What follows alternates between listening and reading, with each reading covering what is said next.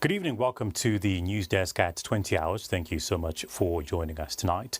We are going to be giving you details of breaking news throughout the day. One of the biggest news stories being around the death of former Republican President Edgar Chagwa Lungu, who died at the age of 68 while he was receiving treatment in South Africa. Remember, for these and more news items, be sure to utilize our website at diamondtvzambia.com. The headlines are following up shortly.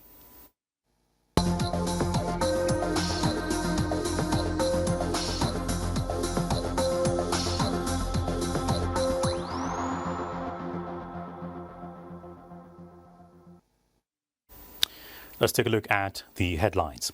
Zambia mourns 60th Republican President Edgar Lungu, who died at 68 while undergoing treatment in South Africa. Tributes pour in from across the country.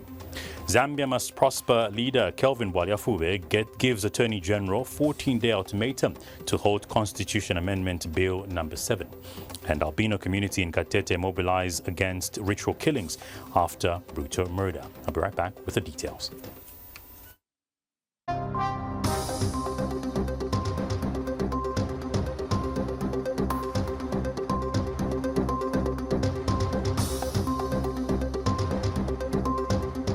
News Desk at 8 with Justin Mulenga.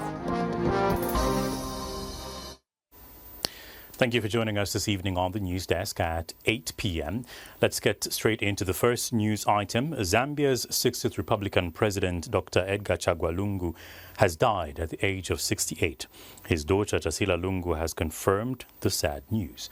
President Hakainde Hichilema has extended his heartfelt condolences to the Lungu family, the Patriotic Front Party, and its members during this profound, difficult time. He further urged Zambians to unite beyond political lines in honor of a man who once held the nation's highest office. Dr. Lungu passed away on Thursday, the 5th of June 2025 at Med Forum Hospital in Pretoria, South Africa, where he had been receiving specialized medical treatment.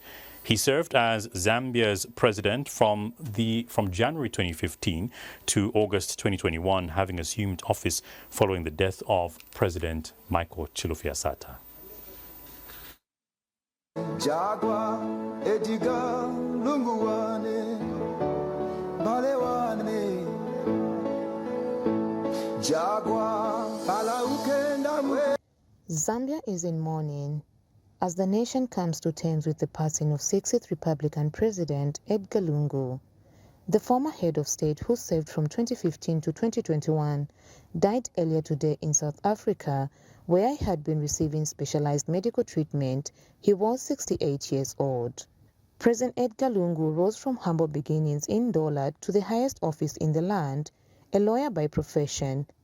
His political career spanned decades, culminating in his election to the presidency following the untimely death of President Michael Sata. His daughter Tasila Lungu has confirmed his death. Fellow Zambians, it is with profound sorrow that we announce the passing of His Excellency Dr. Edgar Chagwa Lungu, 6th President of the Republic of Zambia, who departed this morning at 06 hours at the Med Forum Clinic Center in South Africa. My father, President Lungu, had been under medical supervision in recent weeks. His condition was managed with dignity and privacy, with support from all well-wishers. In this moment of grief, we invoke the spirit of one Zambia, one nation. The timeless creed that guided President Lungu's service to our country. In time, the nation has been invoked to be informed of other nations. President Lungu's time in office was marked by both accomplishments and challenges, steering the nation through economic turbulence, infrastructure development, and a global pandemic, while also facing criticism over democratic governance and civil liberties. Even in retirement, he remained a towering figure in Zambia's political landscape, admired by supporters for his calm demeanor, humility, and commitment to peace.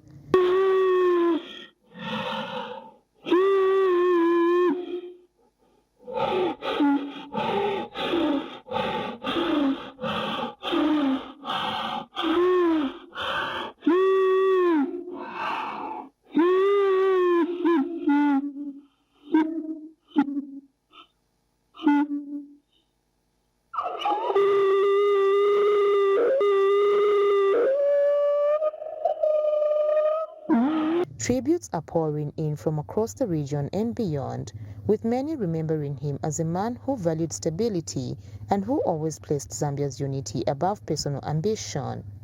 Vauden Findley was his close associate. I'm sad, I'm hurt, I'm feeling the pain. I received the death with a shock as a friend. He's a close friend of mine, and he's always been my close friend. And I feel for the family, and I pass on my condolences to the family. As you know, he was a very close friend of mine. It's met me with a shock, sorrow. I'm devastated at this time. So.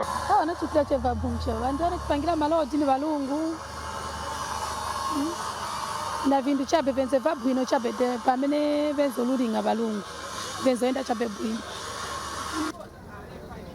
Siningakwanisi kukamba mtima wanga wazula manzi. I felt bad.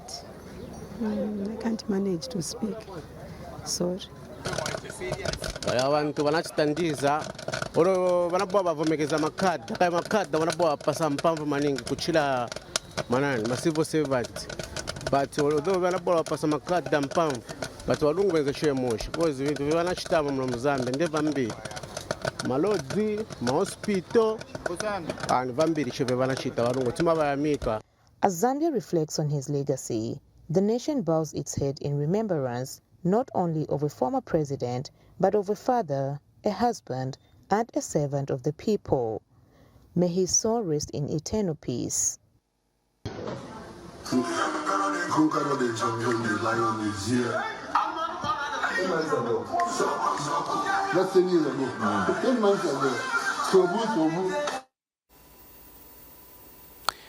We would like to send our heartfelt condolences to the Lungu family, and may God rest his soul. He will greatly be missed.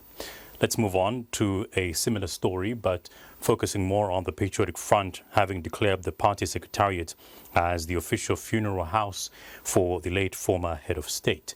Patriotic Front acting party president Given Luinda addressed the media a short while ago, calling on Zambians to mourn with dignity and unity during this period of national loss.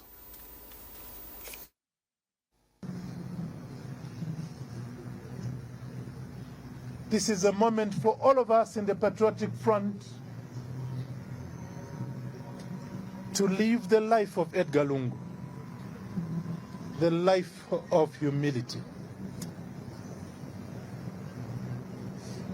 He was humble in his upbringing. He was humble at the height of his career as President of the Republic of Zambia. And he remained humble even after he left office. He has gone to be with his God and Creator as a humble soul.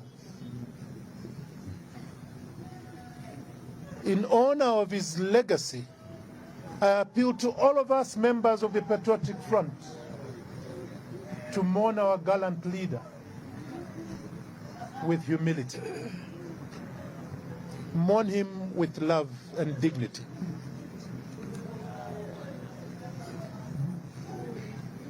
I have spoken with the family and we have agreed that Edgar Lungu loved his party so much. He gave up the trappings of the luxury of being former president because of you and me. He gave up the luxury of being state property as ex-president because of the love he had for his party and his country. What better way can we honor him but to mourn him at the secretariat of the party that he so much loved? The secretariat tonight is declared the official funeral home for Edgar Chagwa Lungu.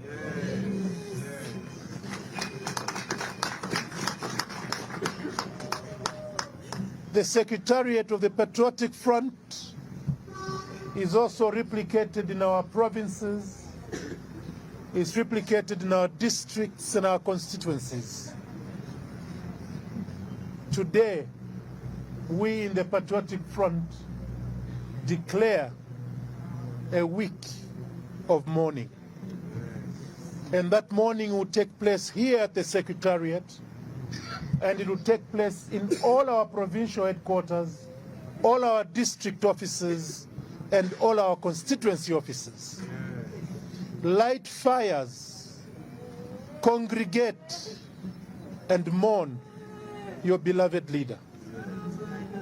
Mourn Edgar Chagwa Lungu as a man who saved us, as a man who sacrificed everything and all for the sake of the Patriotic Front and the sake of Zambia.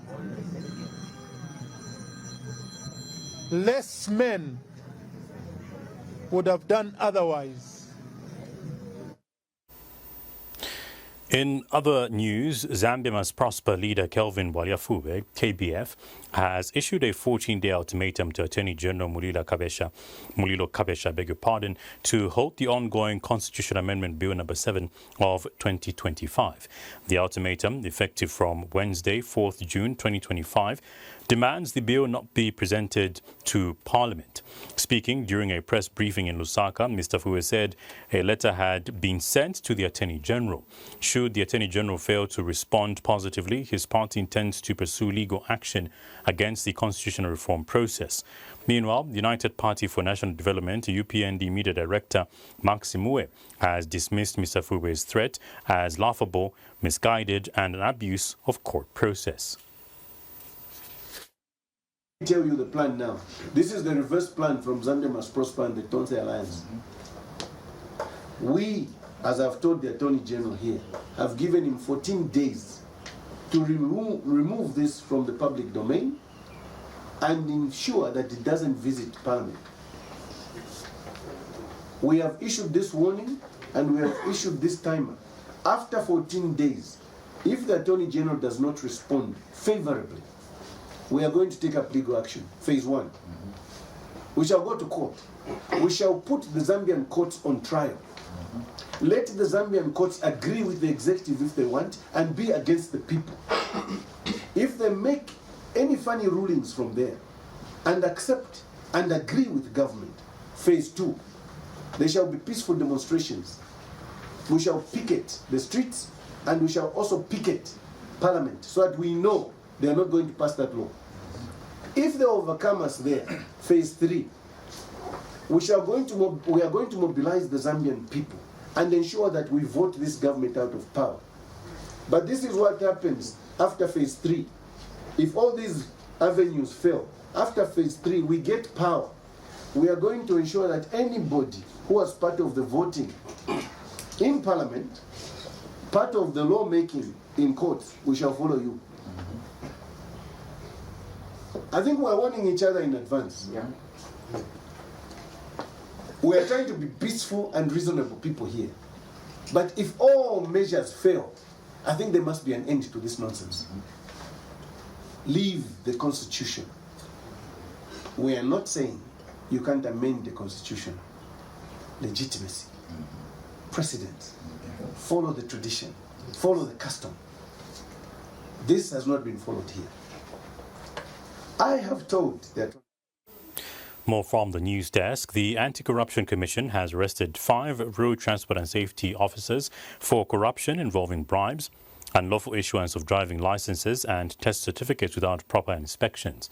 Speaking at a press briefing, ACC Director General Daphne Chabu has announced that the officers, who include inspectors, a cashier, an examiner, and a registry clerk, were released on bond and are expected to appear in court. The Anti-Corruption Commission warned that such practices endanger lives and hinder national development and called for full cooperation from institutions during investigations. The Commission reaffirmed this commitment to fighting corruption and restoring public trust.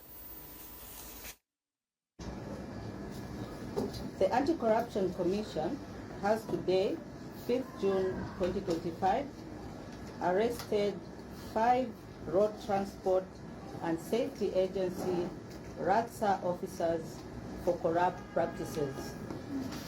The officers were arrested following investigations on allegations of soliciting and accepting bribes from motorists or overlooking traffic offences, issuing test certificates without physical inspections.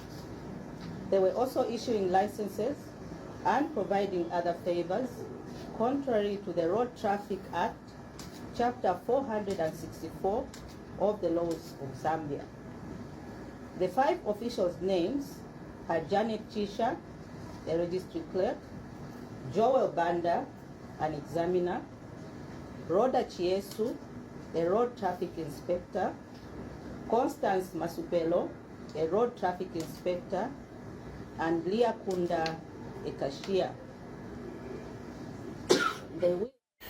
We take our first set of commercials, and when we get back, Tapiwangoma brings us the business news update. But for now, I leave you with the weather update. We'll be right back.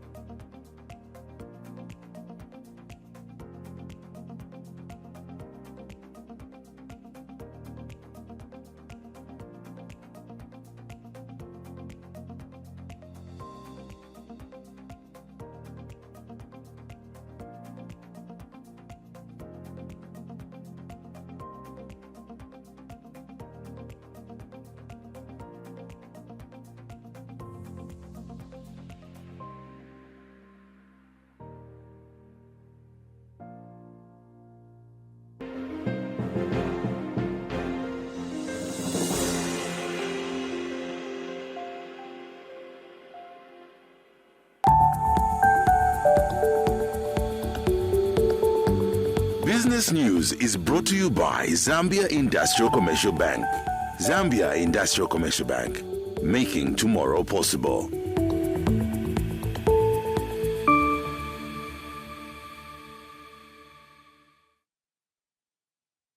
Good evening to you. You are watching the Diamond News Desk at 8 as we continue to remember the former late President Edgar Chagwa Lungu. Our condolences do go out to the Lungu family and the rest of the country.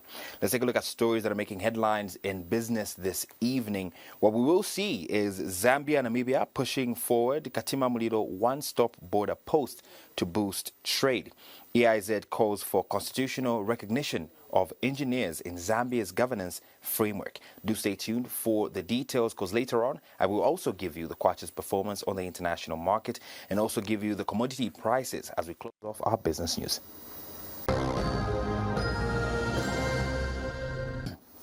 Let's take a look at the business news details this evening.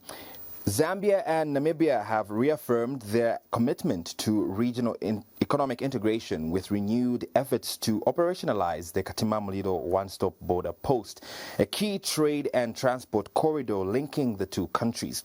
This follows the official launch of the Joint Steering Committee meeting, bringing together top government officials and policy leaders from both nations to evaluate progress and chart a clear roadmap for completing the long-awaited project. Permanent Secretary in the Ministry of Commerce, Trade and Industry, Lillian Buaria, describes the OSBP as a vital component in strengthening regional trade ties and improving the efficiency of cross-border movement. Zambia and Namibia are strengthening their regional ties as they work to operationalize the Katima Mulilo one-stop border post, a vital corridor for trade and transport between the two countries. Senior officials from both nations recently met at the Joint Steering Committee to review progress and map out the next steps to complete this important project. Ministry of Commerce, Trade and Industry Permanent Secretary Lillian Bualia highlights that the border post will not only improve cross-border trade efficiency but also reduce costs and boost competitiveness under the African Continental Free Trade Area. The operationalization of Katima Mulilo is not just an administrative milestone, but an activity or event that will help us to streamline how we operate at the borders. I know that the two countries will declare Katima as a 24-hour border post, but I believe that the implementation of that pronouncement has not gone without challenges. So we're hoping that together, in meeting in such manner, we'll be able to discuss how best we can implement and also to make sure that the border facilitates trade in a smooth way. Her counterpart, Namibia Revenue Agency Commissioner Sam Shivute, describes the project as a game changer that will streamline customs and immigration processes, cutting clearance times and facilitating smoother trade across Southern Africa. A one-stop border post can be implemented, and the men and women on my right side here, they were part of that project within a period of 13 months. And therefore, I'm emphasizing that to say that we really need to do and to make things different. We are very happy that at least on the Namibian side, 2017, the one-stop border post law had been passed. The same had happened also on the Zambian side. Once operational, the Katimamlilo one-stop border post will serve as a single checkpoint where border agencies from Zambia and Namibia work together under one roof, cutting delays and simplifying the movement of goods and people. Rachel Mumba for Diamond News. In a statement amid the ongoing national debate on Bill 7, President of the Engineering Institute of Zambia, Wesley Wyman Kaluba, has called for the formal inclusion of engineering, science and innovation within Zambia's constitutional framework, representing over 95,000 engineering professionals. Mr. Kaluba argues that the current constitution neglects a critical sector vital to national development and industrialization. He has further proposed 6 key constitutional amendments, including the creation of a national office for engineering and innovation, mandatory inclusion of engineers in national planning structures, and constitutional protection for local engineering input in public procurement and education. Mr. Kaluba has stated that without embedding technical expertise into the country's governance structure, Zambia risks continued underdevelopment and over-reliance on foreign expertise. Labeling the constitution a national blueprint, Kaluba urges stakeholders and drafters of Bill 7 to elevate the role of engineering in Zambia's long-term planning and decision-making progress. We feel that engineering is the backbone that is often overlooked. Having seen the proposals in the current bill, normally you would think that Zambia, being at the position where we are in national development, we should have actually prioritized the talk for science, technology, and innovation. Zambia cannot industrialize. We cannot modernize, or we cannot achieve economic liberation without embedding engineering and technology into the heart of national governance. Therefore, the Constitution is not just a legal document, it's a national blueprint. And right now, it tells the Zambian child that engineering is secondary to politics, law, and economics. The Zambian government has ramped up its efforts to attract investment in youth empowerment, sports development, and the creative industries, with the Ministry of Youth, Sports and Arts engaging key stakeholders in China as part of an ongoing diplomatic and economic mission. Minister of Youth, Sports and Arts Elvis Nkandu is currently leading a high-level delegation in China, holding strategic meetings with both public institutions and private enterprises. Speaking during one of the engagements, Mr. Nkandu has reaffirmed China's role as a strategic development partner for Zambia. Among the entities the minister has met are Fanye Energy, a solar solutions company, a prominent motorbike manufacturing firm, and Higer Bus Company, a long-standing Zambian partner in the transportation sector. Zambia is stepping up efforts to boost investment in youth empowerment, sports and the creative industries through strengthened ties with China. Minister of Youth, Sports and Arts Elvis Nkandu is currently leading a government delegation in China, engaging with key public and private sector players to turn diplomatic goodwill into tangible development projects. We should take advantage of the technology that China has so that our people also can be serviced properly. So we are here also to make sure that we invite you, together with your partners, to come and invest in Zambia so that the issues of load shedding can be a thing of the past. Because I think for us now, we are at a critical point where people would want to have electricity and yet they cannot have. Building on President Hakainde Hichilema's 2024 state visit, Mr. Nkandu has described China as a strategic partner, highlighting the opportunities Zambia can tap into from China's rapid economic growth. It is a country that you can't go wrong when it comes to investment. And I should take advantage of this opportunity to thank and appreciate our colleague who has been striving, who has been trying by all means to hook Chinese investment into our country. This is just one of the trips that he has made in wooing the investors. The ministry expects these engagements to yield projects that create jobs, empower youth and drive growth in sports and the arts. This working visit is set to conclude with the signing of cooperation agreements to guide future partnerships between Zambia and Chinese investors. Ray Chomumba for Diamond News. Let's now take a look at the Kwacha's performance on the international market, seeing how it's trading against the United States dollar.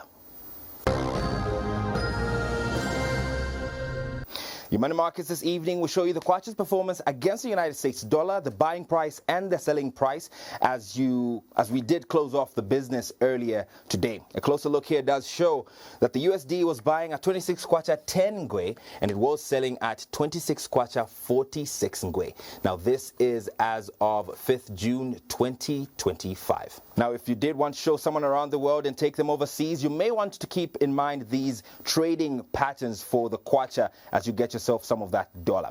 Right now we are going into the construction commodities and seeing what's going on there, so do stay tuned for that. Let's now take a look at construction commodity prices and see how much you'll be purchasing these when you go out as you are building, courtesy of Zambia National Building Society. What we're reviewing this evening, first off, building cement. That will cost you anywhere in the range of 170 kwacha to 190 kwacha. This is at a rate of about 28 kwacha 31 ngwe per US dollar. Next item, we are looking at blocks that you can also purchase if you do not want to make the blocks yourself, and this will cost you somewhere around 6 kwacha to about 11 kwacha for one building block. Again, the rate of exchange there against the United States dollar is 28 kwacha 31 ngwe. These are your construction commodity prices. Well, those are construction commodity prices, but if you do hear the words, I like your vibe, I like your personality, then you also will hear the words, tell me what you want, I can buy you anything. Now, let's put that to the test by taking a look at our commodity prices this evening and see how much you'll be purchasing these commodities when you go out to shop at your local supermarket. Your commodity prices this evening look a little something like this, starting with our food items, going on to our non-food items a little later on.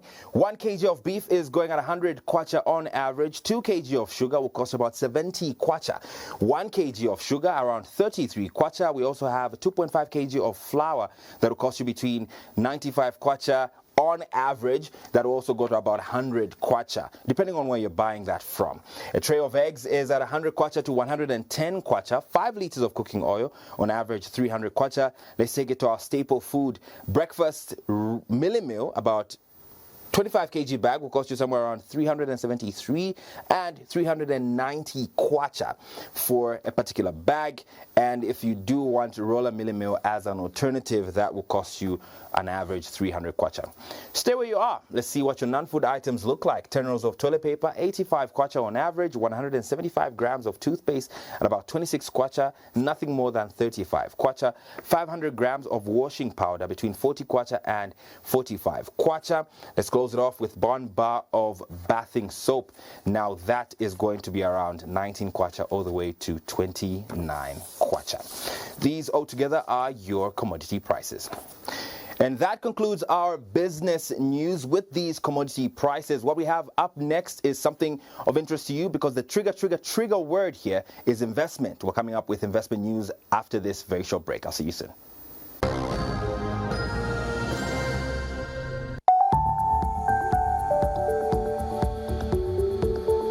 Business News was brought to you by Zambia Industrial Commercial Bank. Zambia Industrial Commercial Bank, making tomorrow possible.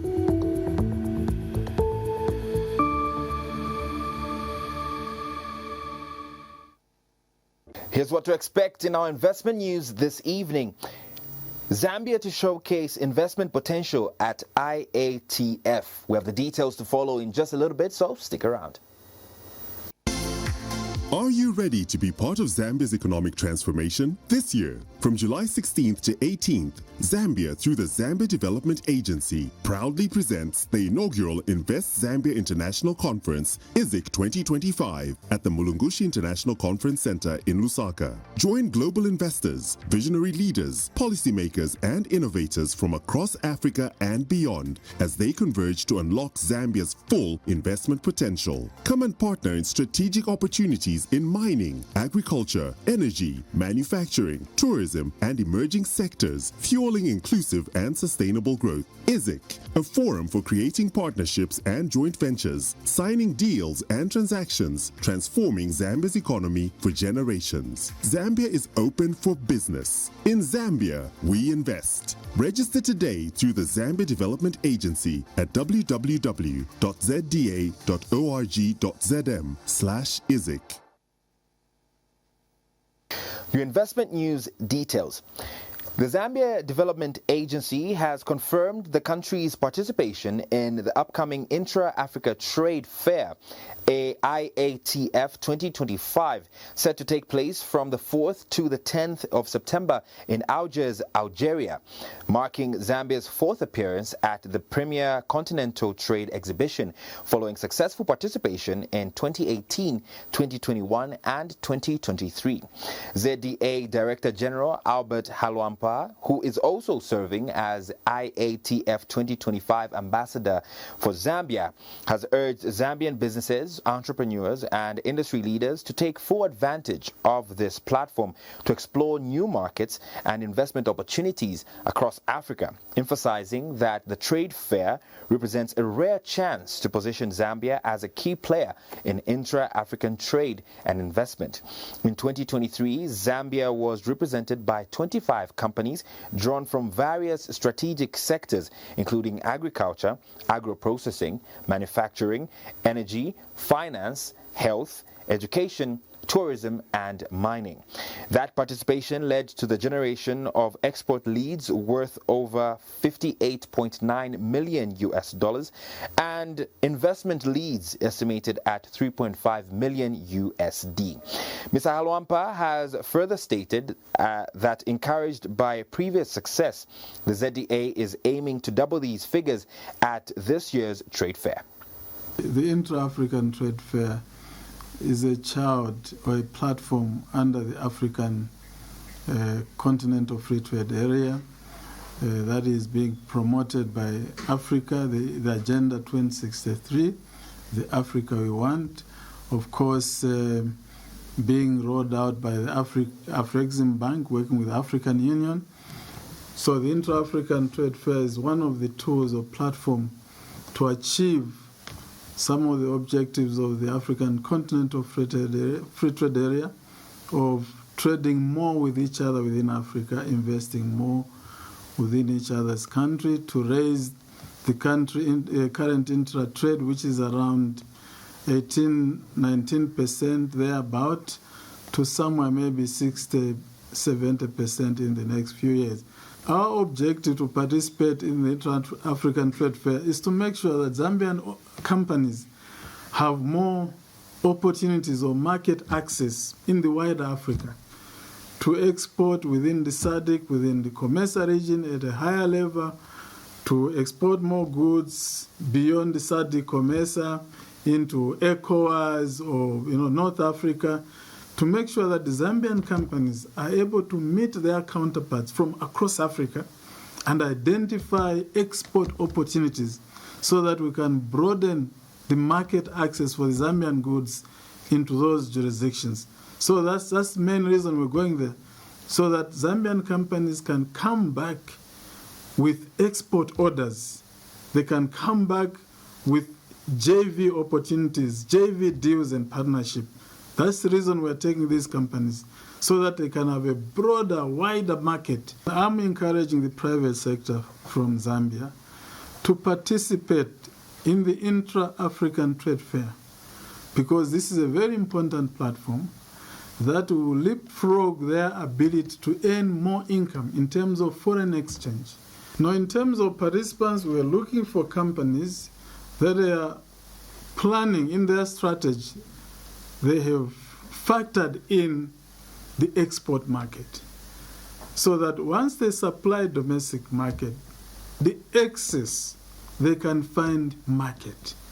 It's good for the private sector to participate so that they can identify more opportunities in terms of market access. In terms of participation, the Zambia Development Agency is inviting the private sector to register with us to be able to participate in the Intra-African Trade Fair. I have said the Zambia Development Agency is providing free space. That's an incentive that government is providing for these companies from the private sector to come and participate at the Intra-African Trade Fair in Algiers, Algeria. That is taking place from 4th to 10th September. And that investment news item brings us to the end of investment news. Tell me where you're from, what's your nationality. We are currently streaming in Zambia, Zimbabwe, Malawi, Namibia, and Botswana. That's where you can catch us. But you can also leave us a comment on our Diamond TV online stream on Facebook, where we will be able to respond and see what you are up to. Thank you so much for joining us on this investment news. My name is Tepongoma. Have a pleasant evening. Investment News was brought to you by Zambia Development Agency.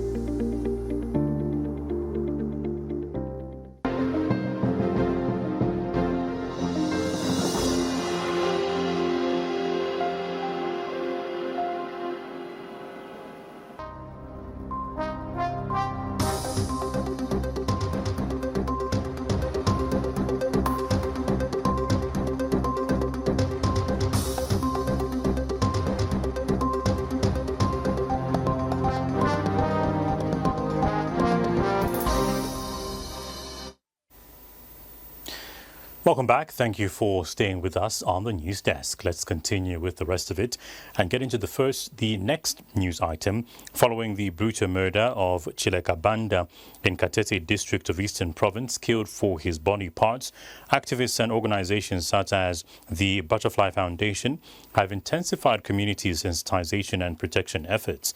The robust awareness campaigns are challenging harmful myths and misconceptions about people with albinism. And speaking to Diamond News, Violet Banda, a resident of Katete and a person living with albinism, shared that the people living with albinism live in constant fear, for their lives, often orchestrated by society and betrayed even by family members. Akuti abantu uwoyo atawedzera somba zomanakale pambuyo pake akutukabala chilema. Each one of them carries a story, a long, painful tale of living with albinism in Zambia, a life marked by beauty and struggle, courage and fear. They are grateful for life, but for many, their very existence has become a target, haunted, betrayed, even by those meant to protect them. 4 months ago, a 21-year-old man of Katete district was jailed life imprisonment by Chipata High Court for murdering Chireka Banda, a person with albinism, and wanting to sell the body at 1 billion kwacha. It is for such reasons community engagements are being done to ensure robust awareness on issues affecting people with albinism. Violet Tembo knows this fear all too well. Like many others, she has felt the sting of discrimination, the terror of being seen not as a person. Being a dreamer, pursuing her education, has made with painful experiences, even in class, as she explains. Mtendere mklasi ufulu mkala mulibe zapeza nangu mwina kuchokera hapo badeski mwina kukamba tishidangwaleza nje kutunkale free kutufunzire. Sometimes even in class we are discriminated upon because no one would want to sit with you on the desk. Teachers as well will make you sit behind in class and you can't see properly because you've got eyes challenges. Families meant to be the safe havens have sometimes become the very ones to betray them. But there is light breaking through. The community is beginning to understand. Sensitization programs are changing minds, sparking conversations, and urging for more action. Sema mfumu nchito yatu niwanga nekene kali konse kumekanga bwere pa tubira muntu. We are asking you, the Butterfly Foundation, to ensure that these people are protected through information imparting in the people. People are seemingly listening. Chomoninga gambe nchakutidia abantu alipa mavuto mwina palomba mavuta yakoza kuta. We are happy to see you here because there are misconceptions that we have.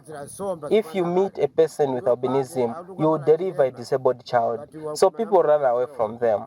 You should continue this message to the community because we can't even quit them.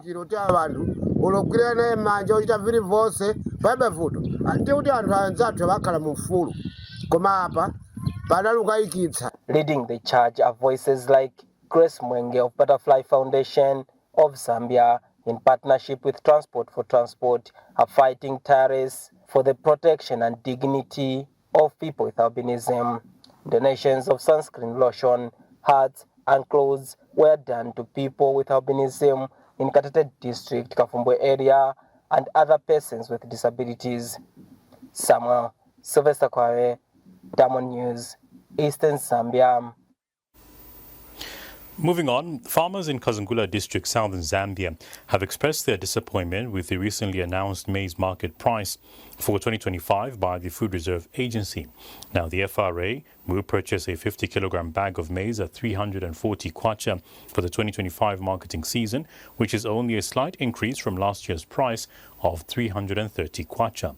Reacting to the announcement, farmers in Chief Nyawa's area say the price is too low and does not provide enough incentive for them to sell their maize to the government. They are suggesting a more favorable price of 400 kwacha, taking into account the rising costs of production.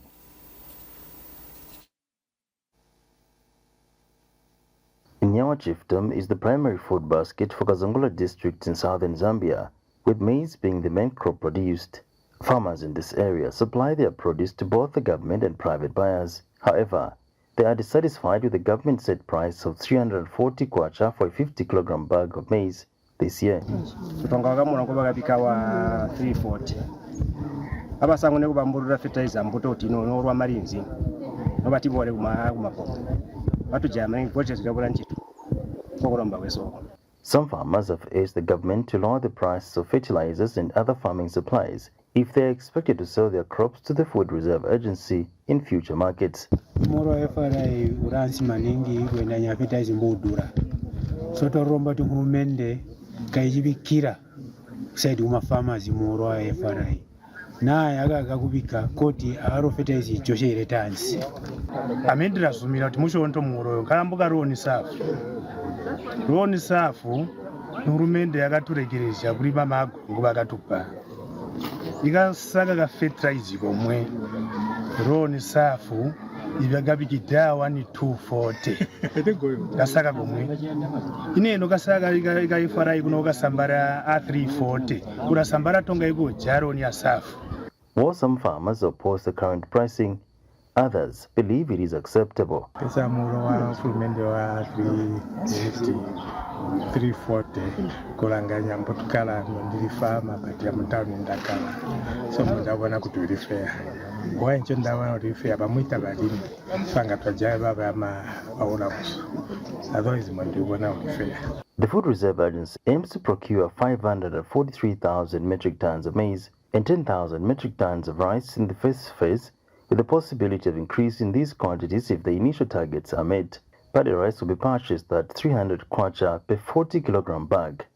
Gabriel Josiah Smova, Diamond News, Southern Zambia. Going all the way to the Copper Belt, Ndola to be specific, the Ndola Teaching Hospital has recorded major energy savings after receiving 4,243 LED lights from the European Union under the Zambia Energy Efficiency and Sustainable Transformation Program. Senior Medical Superintendent Dr. Justo Banda said electricity usage dropped from 303,317.6 to 134,881.56 kilowatt hours over 3 months, a savings of over 168,000 kilowatt hours. Dr. Banda said the initiative has reduced costs and improved lighting in wards, theatres, as well as classrooms, enhancing patient care and safety. EU Ambassador to Zambia and COMESA, Carolina Steyasak, toured the hospital and praised the project's impact, reaffirming the EU's commitment to supporting public services. At Ndola Teaching Hospital, brighter days have arrived thanks to a major energy efficiency upgrade funded by the European Union. Over 4,200 LED lights have been installed across the hospital and its training institutions. The upgrade is already paying off with a sharp reduction in electricity usage and improved lighting for staff and patients. 4,243 LED lights. These are basically 4-feet lights that have been installed successfully, not only to the hospital but also to the training institutions as well. So 4,243 have been installed to our hospital. And we have actually seen a very significant positivity in terms of the cost savings. The data shows a drop from 303 watt-hours to 134 watt-hours, a significant energy saving. Significant serious positivity to 134 to 818.56. How much power has been saved? 168,523.2. So this is a very significant positive for us. Remember, Ndola and all the bigger hospitals were the biggest consumer of power for us to make sure that we do deliveries, we do operations, and all these things. So to us, I think as a recipient, we're really grateful to you. The installation was done under the EU's Zambia Energy Efficiency and Sustainable Transformation Program.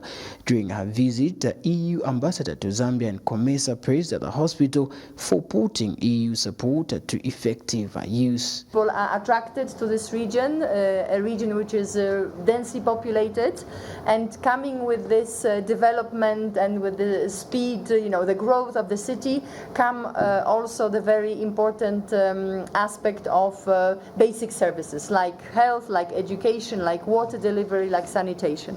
And the European Union, on the one hand, supports Zambia in its ambition of development. The Ministry of Energy has welcomed the EU's continued investment in sustainable energy for critical sectors like health. LED, that's lighting, emitting diodes. I think engineers, you understand better that one.